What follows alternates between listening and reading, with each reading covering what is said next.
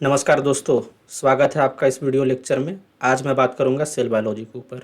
देखो, cell biology आप 10+2 level से ही पढ़ना स्टार्ट कर देते हो, लेकिन जो इसका बेसिक अंडरस्टैंडिंग होता है किसी कारणवश नहीं हो पाता है, तो उसको हम लोग देखेंगे कि कैसे आप उस चीज़ को समझ सकते हो सिंप्लीफाइड तरीके से। देखो, फर्स्ट लेक्चर है आज मेरा सेल बायोलॉजी का, और इसमें मैं बात करूंगा सेल एंड सेलुलर ऑर्गेनिजम्स के बारे में। तो सबसे पहले आप देखोगे कि सेल क्या होता है, सेलुलर ऑर्गेनिज्म क्या होता है, और इससे रिलेटेड जो टर्म है जिनमें आमतौर पे कन्फ्यूजन होते रहता है, मैं उसके बारे में भी बात करूंगा। आप उसको भी ध्यान से समझना, आप सुनोगे क्लियरिटी होते जाएगा। देखो, कंटेंट के तौर पे मैं यहाँ पे क्या क्या चीज़ रखा हूँ इस लेक्चर में, अभी आप क्या पढ़ने वालों। सबसे पहले मैं बात करूँगा ऑर्गेनिजम्स क्या होते हैं। फिर देखो न, जो है कुछ कन्फ्यूजन होता है वायरस के बारे में, वायरस क्या होता है। फिर हम बात करेंगे वायरल का जीनोम क्या होता है। फिर मैं बात करूँगा वायरल का होस्ट क्या होता है। फिर मैं बात करूँगा वीरूसवाइड्स के बारे में। देन मैं बात करूँगा वायरॉयड क्या होता है। देन बात करेंगे प्रियॉन्स क्या होते हैं। फिर व्हाट इज सेल, सेल का डेफिनेशंस के तौर पे देखेंगे हम लोग। फिर सेल के डिस्कवरी, और फिर हम देखेंगे इवोल्यूशन ऑफ सेल। इतना कुछ हम इस लेक्चर में देखने वाले हैं। सो सबसे पहले आप देखो ऑर्गेनिजम्स क्या होते हैं। देखो, ऑर्गेनिज्म के रिस्पेक्ट में मैं कुछ यहाँ पे पॉइंट मेंशन किया हूँ, आप उसको देखो, क्लियर होगा। सबसे पहले देखो मैं क्या लिखा हूँ, a great diversity of organisms are present on the earth. जब मैं बात करता हूँ डाइवर्सिटी का ना, तो आप देखो यहाँ पे अर्थ में मोर देन 10 लाख, 10 लाख से ज़्यादा स्पीसीज अभी तक नोन है जिनको खोजा जा चुका है। लेकिन इतने के बारे में स्टडी कर पाना तो पॉसिबल है नहीं, तो इसको हम लोग क्या करते हैं, अपने कन्वीनियंस के लिए क्लासीफाई करते हैं। तो देखो यहाँ पे हम क्या करेंगे, ऑर्गेनिजम्स को दो ब्रॉड कैटेगरीज में हमने डिवाइड किया है। आप एक को बोलते हो सेलुलर ऑर्गेनिजम्स, दूसरे को बोलते हो नॉन सेलुलर ऑर्गेनिजम्स। तो पहला हमारा पैरामीटर क्या है कि इनको आप क्लासीफाइड करो ऑर्गेनिजम्स के तौर पे और नॉन सेलुलर ऑर्गेनिज्म के तौर पे।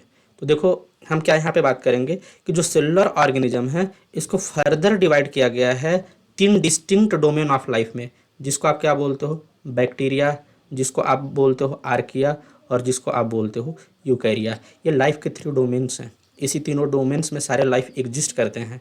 देखो, जो प्रोकैरियोट्स हैं ये और जो यूकैरियोट्स हैं इनको भी हम सेलुलर ऑर्गेनिजम्स के तौर पे रखते हैं, लेकिन इनके अलावा जो भी कोई होगा उसको हम क्या बोलेंगे, नॉन सेलुलर। तो जो नॉन सेलुलर के कैटेगरीज में हैं वो कौन है, वायरसेस हैं, वायरॉयड हैं। हम इनको कहाँ रखते हैं, नॉन सेलुलर में। इसके पीछे वजह क्या है, क्योंकि इसके पास में नहीं सेल लाइक स्ट्रक्चर है और नहीं सेल को फुलफिल करने वाले कोई भी, जैसे हम जो ऑर्गेनेल्स वगैरह का भी बात करते हैं, कुछ भी इनके पास में नहीं है। तो इस वजह से वायरस हो गया, वायरॉयड हो गया, इनको हम नॉन सेलुलर ऑर्गेनिज्म के तौर पे कंसिडर करते हैं।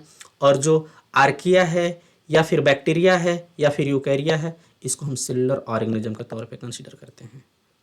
देखो, आप ऑर्गेनिज्म को हम क्लासिफाई कर सकते हैं, आप इस फ्लो चार्ट्स में देखो।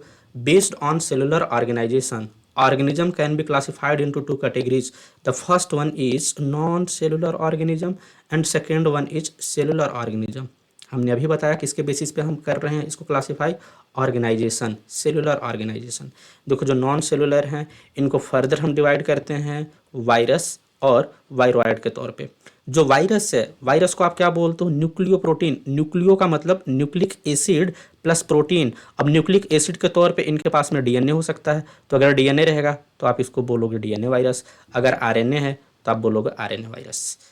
और नेक्स्ट इसमें एक कैटेगरी आता है जिसको आप बोलते हो वायरॉयड। इसके पास में कोई प्रोटीन नहीं रहेगा, सिर्फ आरएनए रहेगा। इनके पास में डीएनए भी नहीं होता है, सिर्फ आरएनए ही होगा, ओनली आरएनए कंटेनिंग।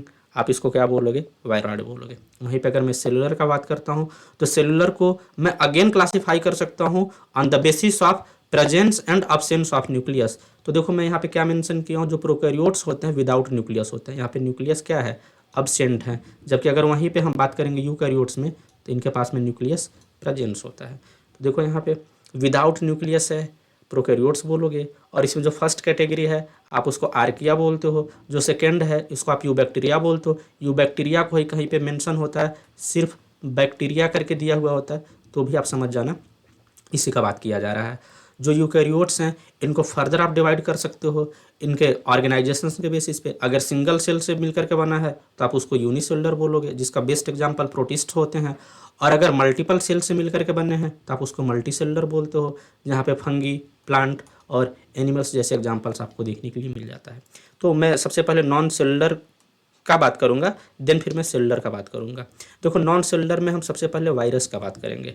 तो वायरस का यहाँ पे देखो डेफिनेशंस लिखा हुआ है कि virus are obligate intra cellular parasites. इसका मतलब आप समझो, ऑब्लिगेट का मतलब पूर्ण रूप से डिपेंडेंट, किसके ऊपर में, होस्ट के ऊपर में। ये जब भी होंगे इंट्रा सेलुलर पैरासाइट्स के ही फॉर्म में हो सकते हैं। समझ रहे हैं आप ना। इनको अपने आप का एग्जिस्टेंस को बनाए रखने के लिए लिविंग ऑर्गेनिजम्स की आवश्यकता होगी, जिसको आप होस्ट के तौर पे बोलते हो। वहीं पे ये अपना नंबर्स को बढ़ा सकते हैं। अगर हम बात करें इनका केमिकल नेचर कैसा होता है, मतलब किन किन चीज़ों से मिलकर के बने हुए होते हैं, तो आप इसको बोलते हो न्यूक्लियो प्रोटीन। आप इस टर्म को तोड़ दो, आप समझ जाओगे। न्यूक्लियो का क्या मतलब है, न्यूक्लिक एसिड, और प्रोटीन का मतलब सिंपली प्रोटीन ही होता है। तो जो देखो जो न्यूक्लिक एसिड है ये क्या होते हैं, acts as genetic material.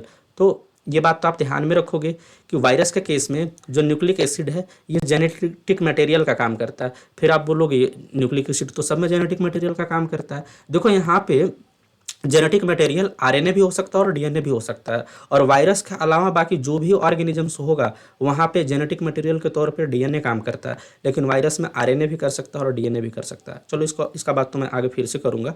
Next आप देखो जो प्रोटीन है ये क्या करेंगे, फॉर्म्स कैप्सिड, और जो बिल्डिंग ब्लॉक होता है उसको आप बोलते हो कैप्सोमियर। इस बात को समझो। देखो मैं यहाँ पे सिंपल एक वायरस का डायग्राम रखा हुआ हूँ जिसको आप बोलते हो टीएमवी। ये टीएमवी का डायग्राम है जिसको आप टोबैको मोज़ेक वायरस के तौर पे जानते हो, ठीक है ना।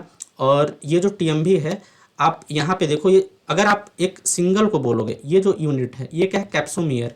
ये भी क्या है, कैप्सोमियर। सारे कैप्सोमियर मिलकर के क्या बनाएंगे, कैप्सिड बनाते हैं। तो आप इस चीज़ को कंसिडरेशन में रखना कि जो वायरस का सिंगल यूनिट है जिससे मिलकर के बना उसको हम कैप्सोमियर बोलते हैं, और टोटल कैप्सोमियर को मिला करके हम क्या बोलते हैं, कैप्सिड बोलते हैं। तो इसीलिए यहाँ पे देखो लिखा बिल्डिंग ब्लॉक। अगर आप इसको कंसिडर करो एज अ बिल्डिंग ये है, और किससे मिलकर के बना हुआ है, तो कैप्सोमियर से मिलकर के बना हुआ है, तो टोटल को आप क्या बोलोगे, आप कैप्सिड बोलोगे। और जेनेटिक मटेरियल के तौर पे देखो यहाँ पे जो आपको पिंक कलर का दिखाया गया है ये क्या है, ये एक आरएनए है, और ये अंदर में कैप्सिड के अंदर में कुछ एम्बेडेड है और कुछ हिस्सा इसका आपको बाहर भी दिखाई दे रहा है। तो आप एक बात को ध्यान से समझ लो कि अगर आपको बताना है कि वायरसेस क्या होते हैं तो आप इसके लिए क्या लिखोगे, न्यूक्लियो प्रोटीन, ठीक है। न्यूक्लिक एसिड के तौर पे यहाँ पे दोनों चीज़ें काम कर सकती हैं, डीएनए भी हो सकता है, आरएनए भी हो सकता है। एक बात आप समझ लो यहाँ पे कि कभी भी वायरस में डीएनए और आरएनए एक साथ नहीं पाए जा सकते हैं। या तो डीएनए होगा या आरएनए होगा प्लस प्रोटीन। प्रोटीन तो जरूर होगा, protein must be with DNA और आरएनए।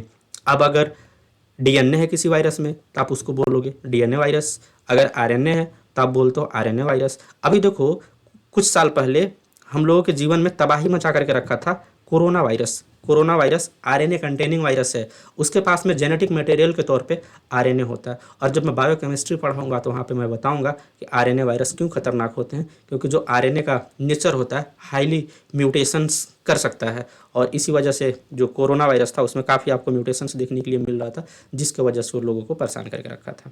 आगे आप देखो, मे बी इन्वेलप्ड और नेकेड और नॉन इन्वेलप्ड। अब आप एक बात को समझो, जैसे मान लो मैं एक यहाँ पे वायरस का स्ट्रक्चर्स बनाता हूँ। सपोज करो कि ये देखो ये वायरस है, ये जो मैं इस तरीके से स्ट्रक्चर बना रहा हूँ ये क्या है, इसका कैप्सिड है, और यहाँ पे इस तरीके से समझो इसका जेनेटिक मटेरियल है। आप इसको क्या बोलोगे, आप इसको बोलोगे प्रोटीन पार्ट। ये क्या है, इसका न्यूक्लिक एसिड, इसको आप न्यूक्लियो प्रोटीन बोल सकते हो। अब अगर बाहर से कोई इस तरीके से इन्वेलप प्रेजेंस है तो आप इसको बोलोगे इन्वेलप्ड वायरस, और अगर ये नहीं है तो आप बोलोगे नॉन इन्वेलप्ड। दोनों कंडीशंस देखने को मिलता है। कुछ वायरस इन्वेलप बना करके भी रहते हैं और कुछ में नहीं भी होता है। नेक्स्ट देखो आप, shape of symmetry of capsid. ये जो कैप्सिड है इसका जो शेप है इसके बेसिस पे भी हम इसको क्या कर सकते हैं, क्लासीफाई कर सकते हैं, हमको देखने के लिए मिलते हैं। जो पहला टाइप है आप इसको बोलते हो आइकोसाहेड्रल। आइकोसा का मतलब स्फेरिकल, तो कोई भी वायरस अगर स्फेरिकल या सर्कुलर शेप में है तो आप उसको आइकोसाहेड्रल बोलते हो। देन हम बात करते हैं हेलिकल। हेलिकल में कैसे होंगे, रॉड शेप होंगे। और कोई वायरस जिसमें आइकोसाहेड्रल भी है और हेलिकल भी है, दोनों को मिला करके एक स्ट्रक्चर्स बनाता है, तो कॉम्प्लेक्स आपको नजर आएगा, और फिर आप उसको बोलते हो कॉम्प्लेक्स शेप। तो एक बात को ध्यान में रखो कि वायरस का जो स्ट्रक्चर है या जो सिमेट्री है या जो शेप है वो किसके बेसिस पर डिफाइन होता है, कैप्सिड के बेसिस पे, और कैप्सिड किसके बने हुए हैं? प्रोटीन के बने हुए होते हैं। सिंगल यूनिट को आप क्या बोलते हो? कैप्सोमियर बोलते हो। इसको आप ध्यान में रखना। देन नेक्स्ट मैं बात देखो करता हूँ वायरल जीनोम के तौर पे कि वायरस का जीनोम क्या है। आप वायरस बोलो वायरल बोलो सेम ही चीज़ है। इसमें जीनोम क्या है या इसका जेनेटिक मटेरियल क्या होता है। अभी हमने बताया या तो डीएनए हो सकता है या आरएनए। देखो यहाँ पे और करके लिखा हुआ है। मैं अगेन आपको ये बात याद दिलाना चाहता हूँ, वायरस में कभी भी डीएनए और आरएनए एक साथ नहीं पाए जा सकते। या तो डीएनए रहेगा या आरएनए रहेगा। जो इनका डीएनए या आरएनए जो भी रहेगा उसका साइज कैसा रहेगा? छोटा रहेगा। और ये सिंगल स्टैंडर्ड भी हो सकते हैं, डबल स्टैंडर्ड। अगर सपोज करो DNA as a nucleic acids है तो वो सिंगल स्टैंडर्ड भी हो सकता है, डबल स्टैंडर्ड भी हो सकता है। आरएनए भी सिंगल स्टैंडर्ड हो सकता है, डबल स्टैंडर्ड हो सकता है। तो ये मैटर करता है कि वायरस का कैसा नेचर है। देन ये लीनियर भी हो सकते हैं और सर्कुलर भी। अगर मान लो लीनियर है तो ऐसे रहेगा और सर्कुलर है तो ऐसे रहेगा। आप इस चीज़ को ध्यान में रखना। देन नेक्स्ट हम बात करते हैं वायरल होस्ट। अभी हमने प्रीवियस स्लाइड में मेंशन किया कि वायरस कहाँ पे सर्वाइव करेगा, किसको इन्फेक्ट करेगा। तो देखो जो वायरस है ये प्रोकैरियोट्स को भी एज अ होस्ट यूज कर सकता है और यूकैरियोट्स को भी कर सकता है। अगर प्रोकैरियोट्स को कर रहा है तो यहाँ पे क्या होगा? बैक्टीरिया रहेगा। और बैक्टीरिया किसको एज अ होस्ट, ये वायरस किसको एज अ होस्ट यूज कर रहा है? बैक्टीरिया को। तो आप उसको क्या बोलोगे? बैक्टीरियल वायरस के तौर पे बोलोगे। क्यों? क्योंकि बैक्टीरिया एज अ होस्ट काम कर रहा है वायरस के लिए, तो आप उसको बोलोगे बैक्टीरियल वायरस। वहीं पर अगर आप यूकैरियोट्स में बात करोगे तो एनिमल एज अ होस्ट काम करेगा तो आप बोलोगे एनिमल वायरस। अगर प्लांट एज अ होस्ट काम करेगा तो आप बोलोगे प्लांट वायरस। और अगर फंगी एज अ होस्ट काम करता है तो बोलोगे फंगल वायरस। तो आप इस तरीके से उसका नोमेनक्लेचर भी कर सकते हो, बता सकते हो कि उसका होस्ट कौन सा है पर्टिकुलर वायरस का, और उसके बेसिस पे भी आप इस चीज़ को मेंशन करते हो। देन नेक्स्ट देखो हम बात करते हैं वीरूसॉइड्स। अब यहीं से देखो स्टूडेंट्स में कन्फ्यूजन होना स्टार्ट हो जाता है कि वायरस क्या है, वीरूसॉइड्स क्या है, वायरॉइड क्या है। आप इसको वन बाय वन करके समझो। वायरस में हमने आपको क्या बताया? Nucleo protein, nucleic acid plus protein. Nucleic acid के तौर पे क्या वहाँ पे था? डीएनए भी था या आरएनए था प्लस प्रोटीन था। अब देखो वीरूसॉइड्स क्या होते हैं? Small circular single standard satellite RNA. देखो आप इसको एक डायग्राम से समझो। आप देखो मैं ये बनाता हूँ, सपोज करो आप कि ये एक वायरस है और जो बहुत कॉमन वायरस के तौर पे आप बैक्टीरियोफाज को जानते हो। तो लो मैं मान लो कि ये बना दिया बैक्टीरियोफाज, सपोज करो आप ये, ठीक है, बैक्टीरियोफाज के जैसा है। और यहाँ पे इसका देखो क्या है? एक जेनेटिक मटेरियल है, ठीक है ना। इसके अलावा अगर यहाँ पे एक सर्कुलर सिंगल स्टैंडर्ड आरएनए अगर पाया जा रहा है, सिंगल स्टैंडर्ड सर्कुलर आरएनए, अब आप इसको क्या बोलोगे? वीरूसॉइड्स बोलोगे। Again what I am saying, इसके पास में क्या है? Single standard RNA. ये तो पहले से था, ये अलग है जेनेटिक मटेरियल्स के तौर पे। इसके अलावा अगर circular small single standard satellite RNA के तौर पे पाया जा रहा है तो आप क्या बोलोगे? वीरूसॉइड्स बोलोगे। अब आप इसको कैसे डिफरेंशिएट करोगे? वायरस के केस में क्या था? डीएनए या आरएनए प्लस प्रोटीन था। इन केस ऑफ वीरूसॉइड्स आप क्या देखते हो? यहाँ पे आरएनए रहेगा, ठीक है, या डीएनए व्हाटएवर जो भी रहे। इसके अलावा क्या आपको देखने के लिए मिलेगा? Plus single standard circular satellite RNA plus protein का कैप्सिड पाया ही जाएगा। तो अगर इस तरीके का केस आपको देखने के लिए मिल रहा है तो आप उसको बोलते हो वीरूसॉइड्स। देन नेक्स्ट देखो आप बात करते हो वायरॉइड क्या होते हैं। अब मैं बात करूंगा वायरॉइड के बारे में। देखो viroid is also obligate intracellular parasites. तो फिर आप बोलोगे वायरस और वायरॉइड में डिफरेंस क्या है? वहाँ पे भी मैं इसी तरीके का डेफिनेशन यूज किया था, ऑब्लिगेट इंट्रासेलुलर पैरासाइट, यहाँ पे भी कर रहा हूँ। आप इसका केमिकल नेचर देखो तब आप समझ पाओगे। यहाँ पे न्यूक्लिक एसिड के तौर पे ऑलवेज आरएनए होगा, यहाँ पे कोई ऑप्शन नहीं है। वायरस के केस में मैं क्या बताया था? डीएनए भी हो सकता है, आरएनए भी हो सकता है। यहाँ पे क्या रहेगा? आरएनए रहेगा। उस आरएनए का नेचर कैसा रहेगा? सिंगल स्टैंडर्ड रहेगा। और शेप कैसा रहेगा? सर्कुलर रहेगा। तो ये कुछ ऐसे रहेंगे सिंगल स्टैंडर्ड के तौर पे, ठीक है, और सर्कुलर पाए जाएंगे। इस तरीके से बात, डीएनए यहाँ पे नहीं होगा। And small size non protein coding RNA, ठीक है ना। जो यहाँ पे आरएनए रहेगा ये कैसा रहेगा? Non coding, non protein coding, ये प्रोटीन को कोड नहीं करेंगे। ये भी आप ध्यान में रखना। देन अगर मैं बात करता हूँ होस्ट के तौर पे, तो प्लांट सेल्स ही रहेंगे। तो अभी हमने प्रीवियस स्लाइड में मेंशन किया था कि virus can infect bacteria, plant cells, animal cells as well as fungal cells, while as viroid can only infect the plant cells। वायरॉयड का होस्ट कभी भी एनिमल सेल्स नहीं हो सकता है, इसका होस्ट जब भी होगा प्लांट सेल ही होगा। समझ पा रहे हो आप? और ये देखो ऐसा क्यों होता है या कहाँ पे करता है। Viroid replication takes place in the nucleus और in plastids only plant diseases. तो यही बात है कि अगर वायरॉयड है तो प्लांट सेल के न्यूक्लियस के अंदर या फिर प्लास्टिड, जो आप क्लोरोप्लास्ट, ल्यूकोप्लास्ट, एमाइलोप्लास्ट बोलते हो, वहां पे ये क्या कर सकता है, रेप्लिकेशन कर सकता है। तो वायरॉयड इस तरीके से डिफरेंस होते हैं वायरस से। नेक्स्ट देखो, मैं एक अलग से प्रियॉन्स के बारे में बात करता हूँ। इसके बारे में भी बात कर लेना ज़रूरी है क्योंकि ये भी क्या है, नॉन सेलुलर के तौर पे ही बोलते हो, और ये वायरस, वायरॉयड और विरुसॉइड से डिफर हैं। कैसे हैं आप देखो। Prions are infectious proteins. देखो जो प्रियॉन्स होते हैं बेसिकली ये प्रोटीनेशियस नेचर के होते हैं, लेकिन जब इनका फोल्डिंग होता है तो प्रॉपर फोल्डिंग नहीं होने की वजह से या फिर मिस फोल्डिंग होने की वजह से जो स्ट्रक्चर्स बनता है आप उसको बोलते हो प्रायॉन्स। तो ये बस सपोज करो कि ये देखो इस तरीके से प्रोटीन है और प्रॉपर इनका फोल्डिंग नहीं हो पाया तो ये क्या बना लिए, प्रायॉन्स बना लिए। ठीक है। कैसे नेचर के होते हैं, ग्लाइकोप्रोटीन्स। ग्लाइकोप्रोटीन्स का मतलब इनके पास में कार्ब्स, कार्बोहाइड्रेट कंटेनिंग कुछ मॉलिक्यूल्स रहेंगे और प्रोटीन्स आपस में जुड़े हुए रहेंगे। नेक्स्ट देखो क्या है, मेम्ब्रेन प्रोटीन होते हैं, जीपीआई लिंक्ड प्रोटीन्स। देखो जीपीआई लिंक्ड तो जब मैं आपको सेल मेम्ब्रेन पढ़ाऊंगा आप तब समझोगे, लेकिन अभी के लिए आप बस इतना समझो कि अगर ये प्लाज्मा मेम्ब्रेन है तो जो प्रियॉन्स हैं ये क्या है, इस मेम्ब्रेन के साथ में इस तरीके से एसोसिएटेड रहेंगे, मेम्ब्रेन प्रोटीन है। क्योंकि मैं वहाँ पे आपको बताऊंगा पेरिफेरल प्रोटीन होते हैं, कुछ इंटीग्रल प्रोटीन्स होते हैं। तो ये जो पेरिफेरल प्रोटीन्स के तौर पे मेम्ब्रेन के ऊपर में एसोसिएट होते हैं। ठीक है।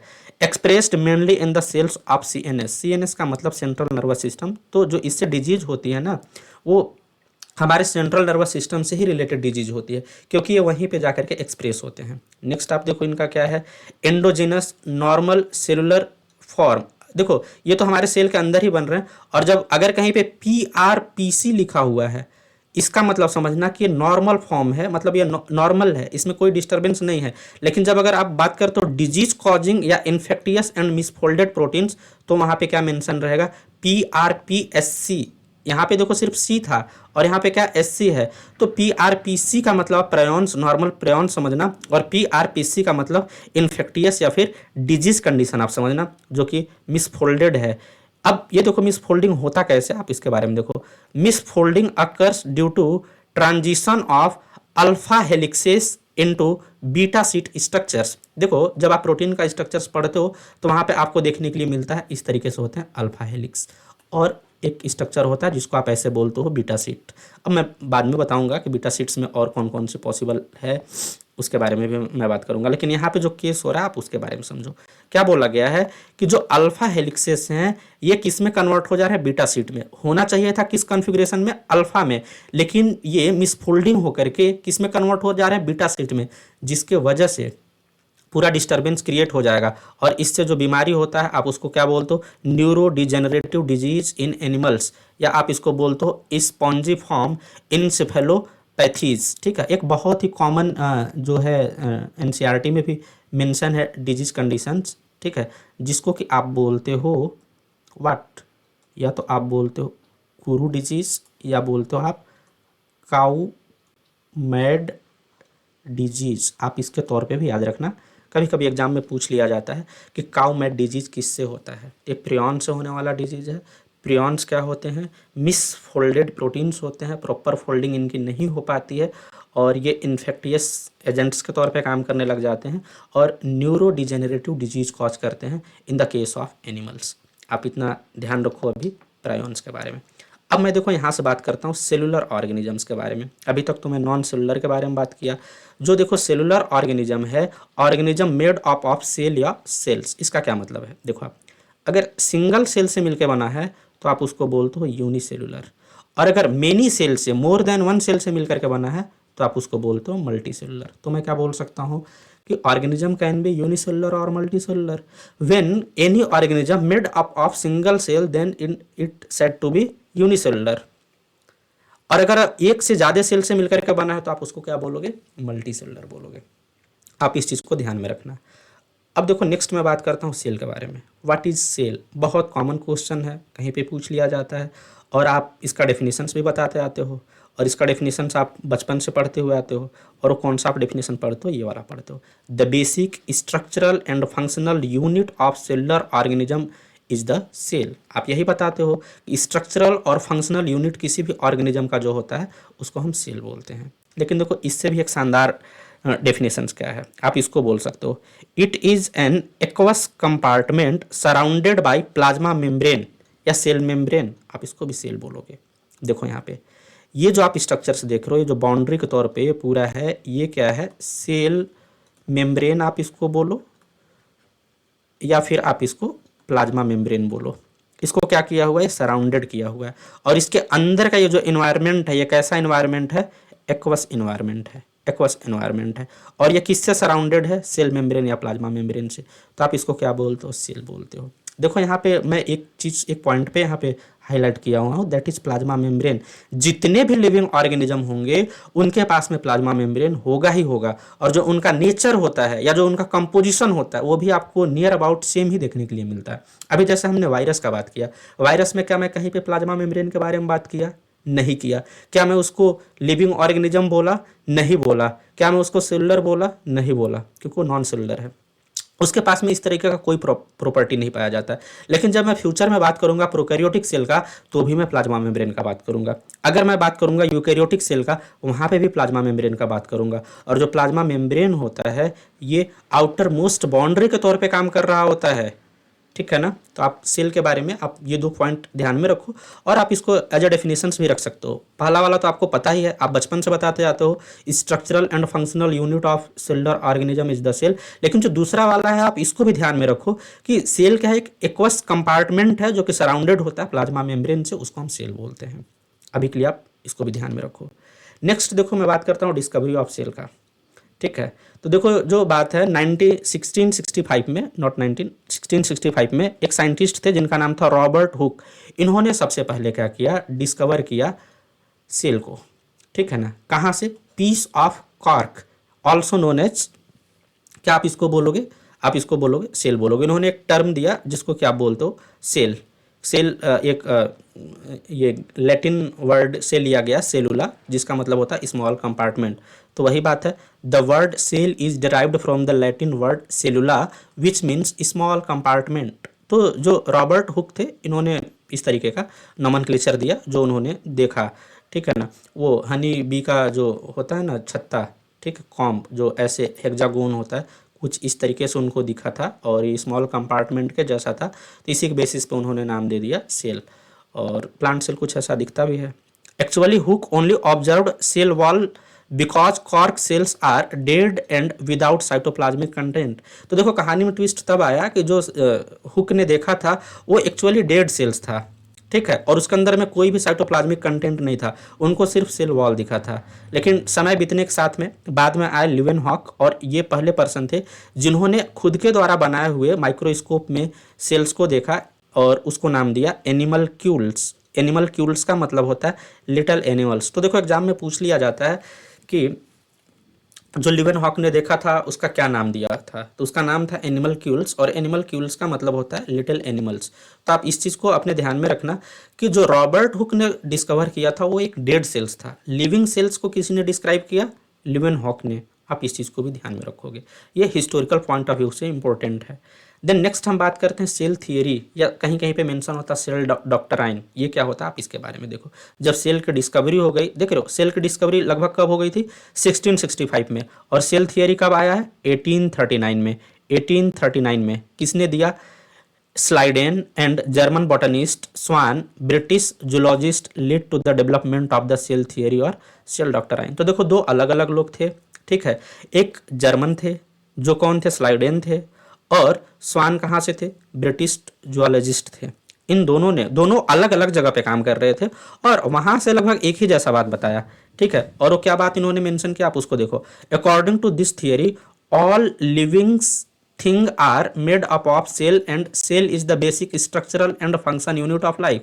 इन्होंने इस नतीजे पे पहुंचा और इस बात को रिप्रेजेंट किया कि जितने भी लिविंग थिंग्स हैं ये सभी के सभी सेल से मिलकर के बने हुए हैं, और जो उनका बेसिक स्ट्रक्चरल और जो फंक्शनल यूनिट है वो लाइफ का वो सेल ही है। ठीक है। इसके बाद देखो 1855 में, ये कब की बात थी, 1839 पे स्लाइडेन और स्वान ने बात को रिप्रेजेंट किया। फिर 1855 में कौन है, रोडोल्फ वर्चो, इन्होंने क्या बोला, इन्होंने प्रपोज किया important extension of cell theory that all living cells arise from pre existing cells. ये अपना जो भी इनका लैटिन ग्रीक भाषा था उसमें एक लाइन उन्होंने बोला था, ओमनिज सेलुला ई सेलुला। एनसीईआरटी में भी आपको सेम लाइन मेंशन मिल जाता है। तो जो रोडोल्फ वार्सो थे इन्होंने ये बात को बताया, ओमनिज सेलुला ई सेलुला, इसका मतलब होता है कि all living cells arise from pre existing sales. मतलब बात को समझो, अगर पहले से कोई यहाँ पे सेल है तो ही इससे नया लाइफ बन सकता है या नया सेल बन सकता है। रैंडम कहीं पे भी लाइफ पॉसिबल नहीं है। जो लाइफ बन रहा है वो प्रीवियसली एग्जिस्टिंग सेल से ही बन रहा है। तो ये बात इन्होंने बताने का काम किया था। ठीक है। तो ये था सेल थियरी। अब सेल थियरी को देखो टाइम के साथ साथ इसको थोड़ा मॉडिफाई किया गया या इसमें चीज़ों को ऐड किया गया। तो यहाँ पे देखो क्या मेंशन है, the modern cell theory include the following components. अभी जो हम लोग सेल थियरी पढ़ते हैं उसमें देखो इतना सारा पॉइंट को क्या किया गया है, मेंशन किया गया है, ऐड किया गया है। वन बाय वन करके देखते हैं हम लोग। फर्स्ट देखो क्या, all cellular organisms are made up of one or more sales. ठीक है भाई, कोई भी लिविंग ऑर्गेनिज्म है या तो सिंगल सेल से मिलकर बना रहेगा या एक से ज़्यादा सेल से। सिंगल का है तो सिंगल सेलुलर, यूनिसेलुलर, और अगर मोर सेल्स है तो मल्टी सेलुलर आप बोलते हो। चलो ठीक है। नेक्स्ट देखो क्या बोला गया, the cell is the structural and functional unit of life.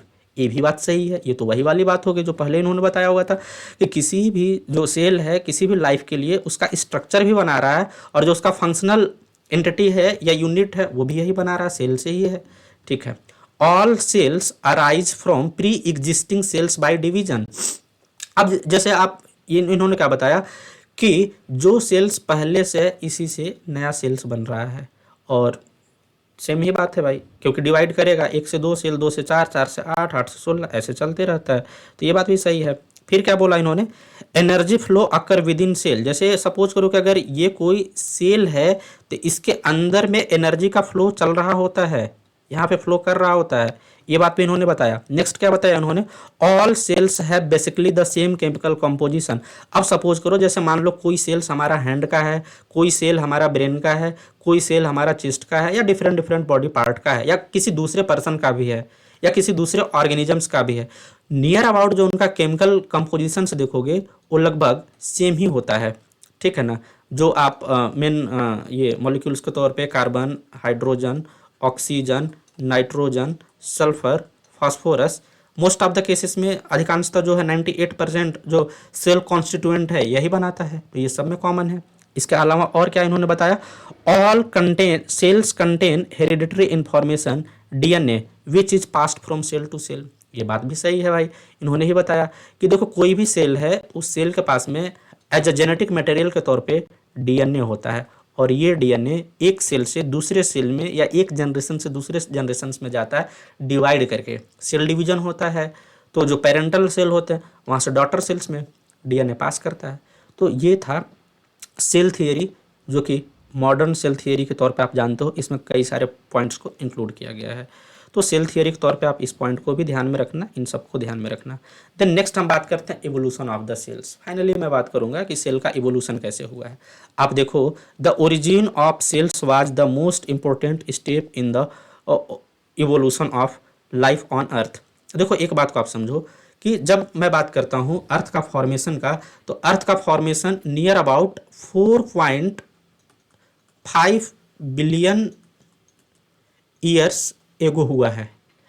जब आप इवोल्यूशन पढ़ते हो वहाँ पे इस बात को आप पढ़ते हो कि 4.5 बिलियन ईयर्स एगो अर्थ का फॉर्मेशन हुआ, लेकिन जो लाइफ है ये नियर अबाउट 3.5 बिलियन आया। मतलब आप समझो 1 बिलियन ईयर्स लग गए अर्थ में लाइफ आने में। और जब लाइफ आएगा तो लाइफ किससे बनेगा, सेल से बनेगा। तो वही बात यहाँ पे है कि ये बहुत ही मतलब इंपॉर्टेंट स्टेप था। आगे देखो क्या, evolution of cells refers to the evolutionary origin and subsequent evolutionary development of cells. ठीक है। और जैसे ही अर्थ पे लाइफ आया ये इस बात को बताता है कि किस तरीके से इवोल्यूशन होते गया और डेवलपमेंट हुआ और सेल्स और आगे मतलब बढ़ते गया। जैसे आप देखो स्टार्टिंग का यहाँ पे मेंशन है, the earliest cells probably arose about 3.5 billion years ago. तो जब लाइफ आई, अगर हम बोल रहे हैं कि वो लिविंग लाइफ है, तो ऑब्वियस सी बात है कि सेल रहेगा। और ये कब आया? 3.5 billion years ago. They were almost certainly chemotrophs. और ये कौन रहे होंगे? कीमोट्रॉप्स रहे होंगे। ठीक है, कीमो हेट्रोट्रॉप्स। कीमो हेट्रोट्रॉप्स का क्या मतलब है? ये केमिकल सब्सटेंस से ही अपना एनर्जी को क्या कर रहे थे? डिराइव करने वाले थे। लेकिन यहाँ पे देखो क्या हेट्रोट्रॉप्स है, ऑटोट्रॉप्स नहीं है। तो डिपेंडेंट ऑर्गेनिजम्स थे। कैसे होता था देखो आप, primitive heterotrophs gradually acquired the capability to derive energy from certain compounds in their environment and to use that energy to synthesize more and more of their own precursor molecules, thereby becoming less dependent on outside sources। देखो शुरुआत में जो थे primitive heterotrophs थे, ये क्या किया? अपने आप के अंदर ऐसा एक्वायर किया, कैपेबिलिटी लाई कि जिससे ये एनर्जी प्राप्त कर रहे थे, ठीक है ना, उस तरीके से अपने आप को इन्होंने इवॉल्व किया कि अब उसके ऊपर में कम से कम डिपेंडेंट हुआ जा सके, ठीक है, और खुद से भी बनाया जा सके। तो इस तरीके से इन्होंने करना स्टार्ट किया। देन इसके बाद में देखो क्या आपको देखने के लिए मिलता, a very significant evolutionary event was the development of photosynthetic ability to fix CO2। यहीं से तो पूरी कहानी चेंज हो गई। जब कोई भी ऑर्गेनिजम्स, जो यहाँ पे देखो क्या लिखा हुआ था शुरुआत में, आपने किसको देखा? कीमो हेट्रोट्रॉप्स को। इवोल्यूशंस के साथ साथ में जब इवोल्यूशन हुआ, तब ये लोग CO2 को यूज करके क्या करने लग गए? CO2 को फिक्स करके फोटोसिंथेसिस करने लग गए। और ये क्या करने लग गए? मोर कॉम्प्लेक्स ऑर्गेनिक कंपाउंड बनाने लग गए, जैसे आज हम लोग जिसको बोलते हैं ग्लूकोज के फॉर्म्स में, ठीक है। तो ये करने से ये क्या हुए? दूसरे ऑर्गेनिजम्स के, या आप बोल सकते हो दूसरे कंपाउंड्स के ऊपर में ये जो डिपेंडेंट थे, उससे ये लेस डिपेंडेंट होकर के ये अपना फूड खुद बनाने लग गए, क्योंकि अब ये क्या हो चुके थे? फोटोसिंथेटिक ऑर्गेनिज्म हो चुके थे। तो जो हमको फॉसिल्स रिकॉर्ड्स मिलता उस वो क्या हमें शो करता है कि जो अर्लीस्ट यूकैरियोटिक सेल है, ये कब इवॉल्व हुआ है? Near about 1.5 billion years ago. तो आप बाय द टाइमिंग बस इस चीज़ को आप ध्यान में रखो कि अर्थ का फॉर्मेशन कब हुआ? 4.5 बिलियन ईयर्स एगो। मैं देखो यहाँ पे इस बात को मेंशन कर देता हूँ, अर्थ कब बना? 4.5 बिलियन ईयर्स एगो, ठीक है। फर्स्ट लाइफ कब आया? 3.5 बिलियन ईयर्स एगो। ये जो लाइफ था ये कैसे थे? हेट्रो कीमो ट्रॉप्स के जैसे थे, ठीक है, या कीमो हेट्रोट्रॉप्स आप इसको बोलो, ठीक है। इसके बाद समय बीतने के साथ साथ इन्होंने और अपने अंदर इवॉल्व किया, और ये अब CO2 को फिक्स करके क्या करने लग गए? फोटोसिंथेसिस करने लग गए। और 1.5 बिलियन ईयर्स एगो आप ऐसा जो फॉसिल्स रिकॉर्ड है उसमें ऐसा पता चलता है कि जो अर्लीस्ट यूकैरियोटिक सेल्स थे वो इवॉल्व हुए। तो प्रिमिटिव कौन है? प्रोकैरियोट्स, ठीक है। और उसके बाद में कौन है? Eukaryote. So this is all about cell biology part 1। इसके बाद मैं पार्ट 2 को लेकर के आऊँगा। अगर आपको लेक्चर समझ में आता है तो आप चैनल को सब्सक्राइब कीजिए, वीडियो को लाइक कीजिए। धन्यवाद।